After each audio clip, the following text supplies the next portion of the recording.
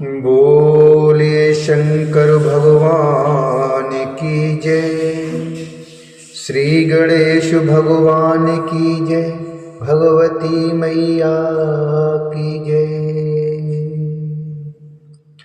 श्री शिव महापुराण के अंतर्गत उमा संहिता, जो कि पंचम संहिता है, और इसके अध्याय 20 में आज हम प्रवेश करेंगे, जिसमें वर्णन है तपस्या से शिवलोक की प्राप्ति, सात्विक आदि तपस्या के भेद, मानव जन्म की प्रशस्ति का कथन।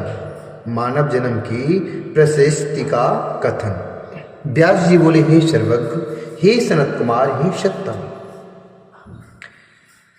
शनति कुमार सर्वज्ञ ततो प्राप्तिं वदिष्यत्तम। यदि गत्वा न निवर्तन्ते शिवभक्तियुता नरः।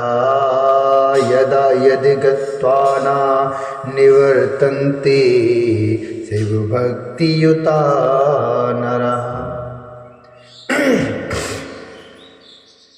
व्यास जी बोले, हे सर्वज्ञ, हे सनत कुमार, हे सत्तम, अब आप उस शिवलोक की प्राप्ति का वर्णन करें। उस शिवलोक की प्राप्ति का वर्णन करें जहां जाकर शिव भक्त मनुष्य फिर नहीं लौटते हैं। तब सनत कुमार बोले, हे पराशर पुत्र व्यास। पराशर श्रुत व्यास शृणु प्रीत्या शुभां गतिम। व्रतम हि शुद्ध भक्तानां तथा शुद्धम तपस्विनाम। व्रतम हि शुद्ध भक्तानां तथा शुद्धम तपस्विनाम। ये शिवम शुद्धि कर्माणः सुशुद्ध तपसान्विता। समर्चयन्ति तमु नित्यं वन्दा अस्ते सर्वथान्वहं। समर्चयन्ति तम नित्यं वन्दा अस्ते सर्वथान्वहं। वन्दास्ते सर्वथान्वहं। ना तप्त तपसो नातप्त तपसो यान्ति शिवलोकमनामयम्। शिवानुग्रह श्रद्धे तु स्तपो एव महामुनि। सनत कुमार बोले, हे पराशर पुत्र व्यास, अब आप शुद्ध शिव भक्त जनों तथा तपस्वियों की शुभ गति तथा पवित्र व्रत को प्रीत पूर्वक सुनिए। शुद्ध कर्म करने वाले एवं अत्यंत शुद्ध तपस्या से युक्त जो मनुष्य प्रतिदिन शिवजी की पूजा करते हैं, वे सब प्रकार से सर्वदा वंदनीय हैं। हे महामुनि, तपस्या नहीं करने वाले उस निर्विकार शिवलोक में नहीं जा सकते हैं। अर्थात जो शिव की पूजा नहीं करते हैं वो शिवलोक को नहीं जा सकते हैं। शिवजी की कृपा का मूल हेतु तपस्या ही है। यह प्रत्यक्ष है कि तप के प्रभाव से ही देवता, ऋषि और मुनि लोग स्वर्ग में आनंद प्राप्त करते हैं। मेरे इस वचन को सत्य जानिए। जो अत्यंत कठिन, दुराराध्य है, अत्यंत दूर एवं पार न पाने योग्य है। जो अत्यंत कठिन, दुराराध्य, अत्यंत दूर एवं पार न पाने योग्य है, वह सब तपस्या से सिद्ध हो जाता है। निश्चय ही तपस्या का अतिक्रमण नहीं किया जा सकता है। ब्रह्मा, विष्णु तथा हर नित्य में स्थित रहते हैं। ब्रह्मा, विष्णु तथा हर नित्य तपस्या में स्थिर रहते हैं। संपूर्ण देवताओं तथा देवियों ने भी तपस्या से ही दुर्लभ फल को प्राप्त किया है। जिस जिस भाव में स्थित होकर लोग जो तपस्या करते हैं, वे उस तप से उसी प्रकार का फल इस लोक में प्राप्त करते हैं, इसमें संदेह नहीं है। हे व्यास जी, सात्विक, राजस तथा तामस, यह 3 प्रकार का तप कहा गया है। तप को संपूर्ण साधनों का साधन जानना चाहिए। तप को संपूर्ण साधनों का साधन जानना चाहिए। देवताओं, सन्यासियों एवं ब्रह्मचारियों का तप सात्विक होता है। दैत्यों एवं मनुष्यों का तप राजस होता है तथा राक्षसों एवं क्रूर कर्म करने वाले मनुष्यों का तप तामस होता है। तत्वदर्शी महर्षियों ने उनका फल भी 3 प्रकार का बताया है। भक्ति पूर्वक देवगणों का जब ध्यान एवं अर्चन शुभ होता है वह सात्विक कहा गया है, जो सभी फलों को प्रदान करता है। यह तप इस लोक में और परलोक में भी मनोरथों को सिद्ध करने वाला है। किसी प्रकार की कामना की सिद्धि को उद्देश्य करके जो तप किया जाता है वह तप राजस कहा जाता है। देह को सुखाने वाले और दुष्य तपों से शरीर को पीड़ित कर जो तप किया जाता है वह तामस कहा जाता है, वह तप तामस कहा जाता है, वह भी मनोरथ सिद्ध करने वाला है।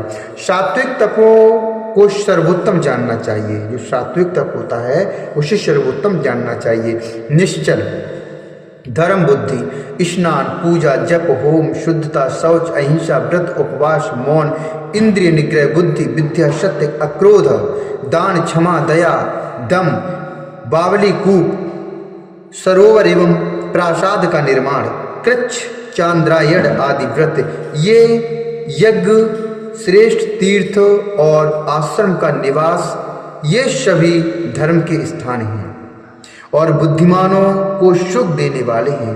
हे व्यास, इस प्रकार विषुव संक्रांति अर्थात मेष तुला संक्रांति में संपन्न ये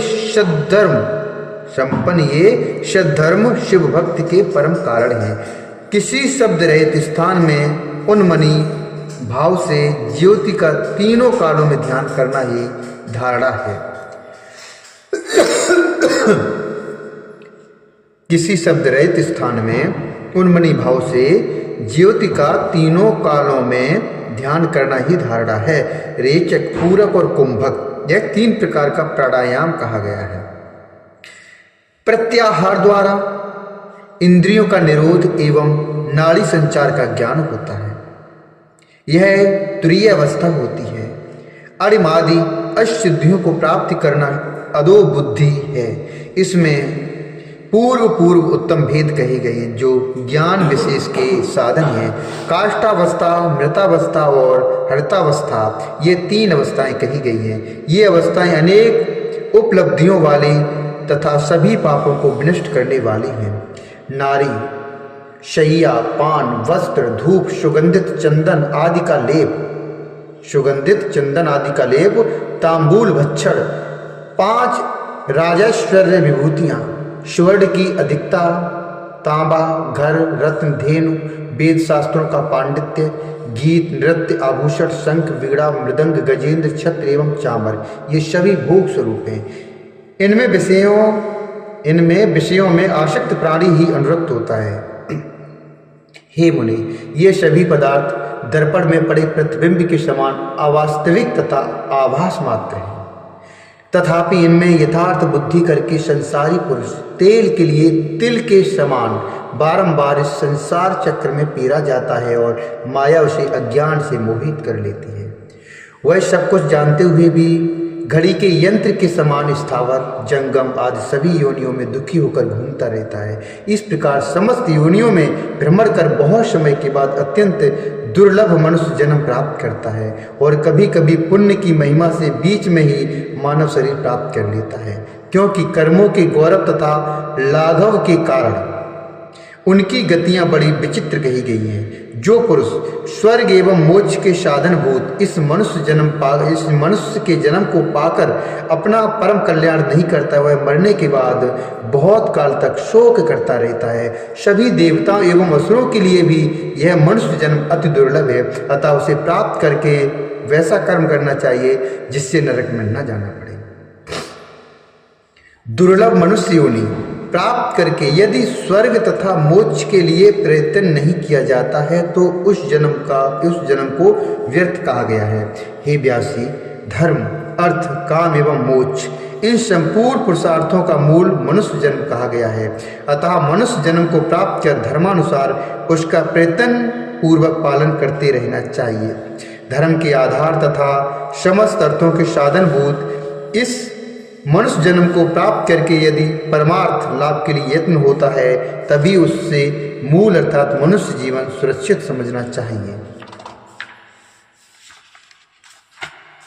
मनुष्य जन्म में भी अति दुर्लभ ब्रह्मत्व को पाकर जो अपना पारलौकिक कल्याण नहीं करता है उससे अधिक जड़ और कौन है। सभी द्वीपों में यह भारत भूमि ही कर्म भूमि कही जाती है। यहीं पर कर्म करके स्वर्ग और मोक्ष को प्राप्त किया जाता है।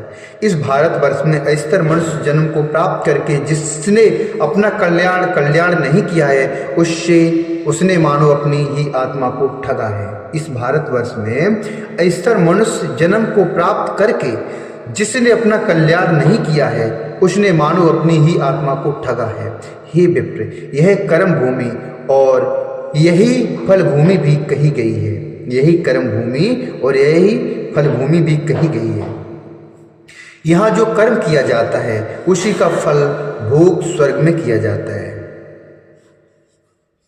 जब तक शरीर स्वस्थ रहे तब तक धर्माचरण करते रहना चाहिए, क्योंकि अस्वस्थ हो जाने पर दूसरों के द्वारा प्रेरित किए जाने पर भी मनुष्य कुछ भी करने में समर्थ नहीं होता है।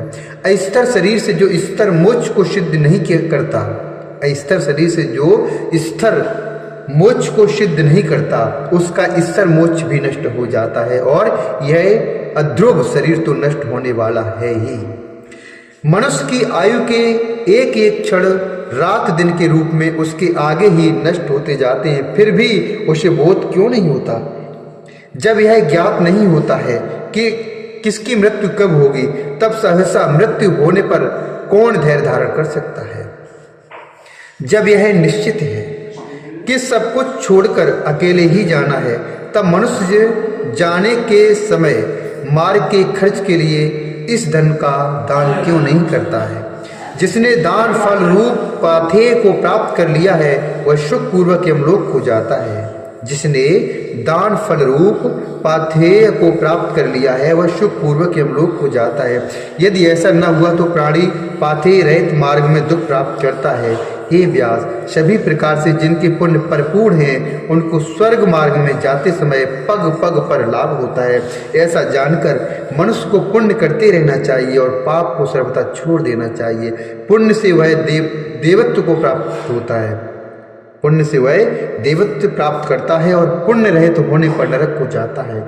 जो लोग थोड़ा भी देवेश शिव की शरण में चले जाते हैं वे घोर यम को और नरक को नहीं देखते हैं, किंतु महान व्यामोह उत्पन्न करने वाले पापों के कारण शिव जी की आज्ञा से मनुष्य कुछ दिन के लिए वहाँ निवास करते हैं और उसके बाद शिवलोक में चले जाते हैं। जो लोग सर्वभाव से महेश्वर शिव के शरणागत हैं वे जल से कमल पत्र की भांति पाप से लिप्त नहीं होते हैं। वे जल से कमल पत्र की भांति पाप से लिप्त नहीं होते हैं। हे मुनिषत्तम, जिन्होंने शिव शिव तथा हर हर इस नाम का उच्चारण किया है उन्हें नरक और यमराज से भी भय नहीं होता है। शिव ये दो अक्षर परलोक के लिए पाथेय अनामय मोक्ष साधन। शिव ये दो अक्षर परलोक के लिए पाथेय अनामय मोक्ष साधन एवं पुण्य समूह का एकमात्र स्थान है। संसार रूपी महारोगों का नाश करने वाला एकमात्र शिव नाम ही है। मुझे संसार रूपी रोग का नाश करने वाला अन्य कोई उपाय नहीं दिखाई देता है। प्राचीन काल में पुलकस हजारों ब्रह्म हत्याएं करके भी विमल शिव नाम को सुनकर मुक्त हो गया। इसलिए बुद्धिमान को चाहिए कि सदा ईश्वर के प्रति अपनी भक्ति बढ़ाए। हे महाप्राज्ञ, शिव भक्ति से प्राणी भोग तथा मोक्ष को प्राप्त कर लेता है। इत श्री शिव महापुराणे पंचमी उमा संहितायां मुनि विशेष कथनम नाम विंशोध्याय। इस प्रकार श्री शिव महापुराण के अंतर्गत 5वीं उमा संहिता में मनु विशेष कथन नामक 20वां अध्याय पूर्ण हुआ। बोले शंकर भगवान की जय, श्री हरि नारायण भगवान की।